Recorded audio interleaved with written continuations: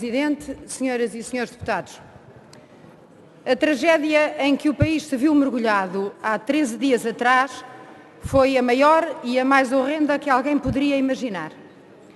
Num país fustigado pelo fogo há décadas, era impensável que tamanha desgraça pudesse acontecer. Não porque os incêndios sejam em Portugal imprevisíveis, muito pelo contrário, mas porque a ninguém ocorreria que as suas consequências pudessem atingir uma dimensão tão dramática. Com uma vasta extensão de território queimado, o que mais aflige um país ainda em luto é ter que enterrar mais de 60 mortos, ter internados mais de 200 feridos e não ter percebido ainda como é que tal desgraça aconteceu. 64 mortos da forma mais horrenda que se pode conceber. Encarcerados em carros, apanhados no fogo, em casa, nas ruas, numa luta desigual contra as chamas de que tentavam escapar.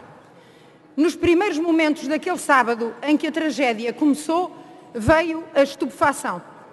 Como era possível que tamanha calamidade estivesse a acontecer? Como era possível que tantas pessoas estivessem a morrer sem se perceber como nem porquê?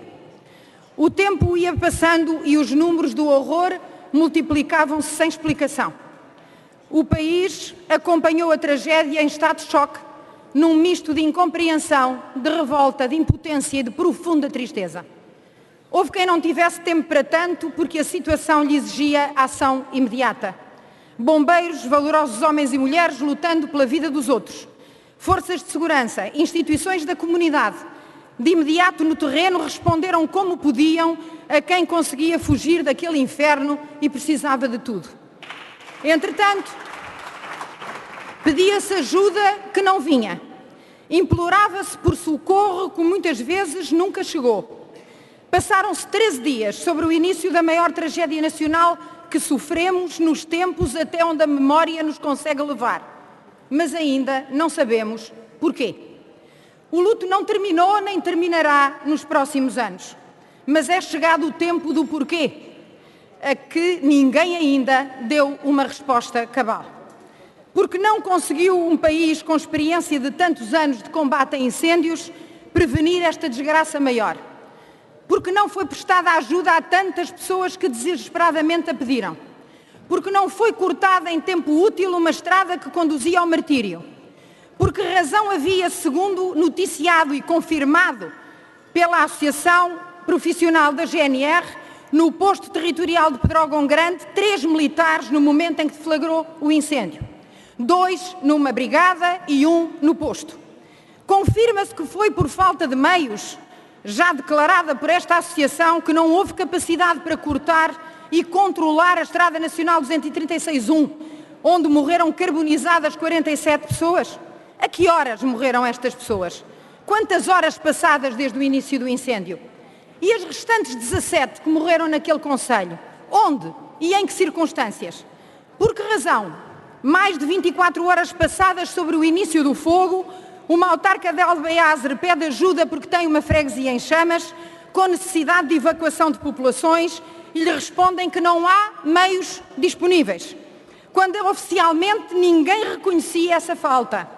E até se chegou a recusar a ajuda dos bombeiros da Galiza, alegadamente porque o excesso de voluntarismo era prejudicial. Porque não foram atempadamente socorridos os 5 bombeiros queimados em resultado de um choque frontal entre a sua viatura e um carro civil que fugia ao fogo. Tendo no caso do bombeiro Gonçalo Conceição passado mais de 4 horas desde o momento do acidente até à sua entrada no Hospital de Coimbra, onde acabou por morrer. Por que razão o bombeiro Rui Rosinha deu entrada no Hospital da Perlada, no Porto, às 6h02 da manhã, 10 horas depois do acidente, de onde saiu com queimaduras graves?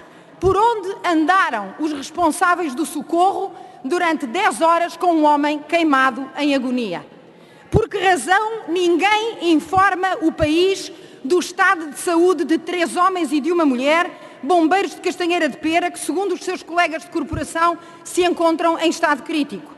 Como é que se explica que, depois de ter dado um incêndio como controlado, o número de feridos tenha continuado a subir, ultrapassando os 200? De onde vieram esses feridos? De que concelhos? De que freguesias? Que apoio foi disponibilizado pelo Estado nos primeiros dias do incêndio? Quando e a quem? Se tanta gente já disse a tanta gente que literalmente ficou entregue a si própria. As primeiras perguntas o PSD fê-las na segunda-feira, dia 19 de manhã, na reunião que solicitou a Autoridade Nacional de Proteção Civil. Nessa reunião foi evidente a falta de resposta para as questões básicas colocadas. E o comentário que então fizemos foi apenas este: manifestamente ainda não havia respostas técnicas para as questões que careciam delas. Mas, entretanto, 10 dias passaram sobre essa reunião e 13 sobre a tragédia que esmagou uma nação inteira, mas respostas esclarecedoras não chegaram. Aquilo que, entretanto, se foi sabendo com relatórios que atropelam relatórios sobre a mesma matéria, não esclarece o país sobre a verdade que precisamos de conhecer. Pelo contrário, instala a confusão numa estratégia de passa-culpas e de desresponsabilização que não pode continuar. E é porque 13 dias passados sobre tamanha desgraça, nada realmente foi esclarecido, que aqui estamos hoje, num debate marcado pelo Partido Social Democrata, que aqui pretende deixar claro que não deixará cair no esquecimento tudo o que aconteceu. Não deixaremos de fazer todas as perguntas e de exigir todas as respostas, sejam elas técnicas ou políticas, que se impõem para o esclarecimento de tudo o que se passou. Sabemos que outros as têm feito. Também o Governo tem anunciado as perguntas que vai fazendo. A diferença é que aos deputados cumpre perguntar, questionar, exigir esclarecimentos, dando voz a quem lá fora não a tem. Mas é ao Governo que tutela ou deveria tutelar as entidades envolvidas que cabe a obrigação de responder. Não nos basta assistir a um cortejo de responsáveis deambulando por territórios cobertos de cinzas, anunciando levantamentos que tardam e medidas que não se sabe quando chegam. Queremos respostas detalhadas e esclarecedoras e insistiremos nelas até as obtermos. Uma constatação é, porém, já certa. E para reconhecer aquilo que o país já sabe e já viu, basta. O Estado falhou.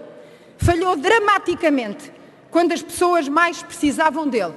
E a nação magoada tem o direito de saber porquê. Muito obrigada, Sr. Presidente. Muito obrigado, Sra. Deputada.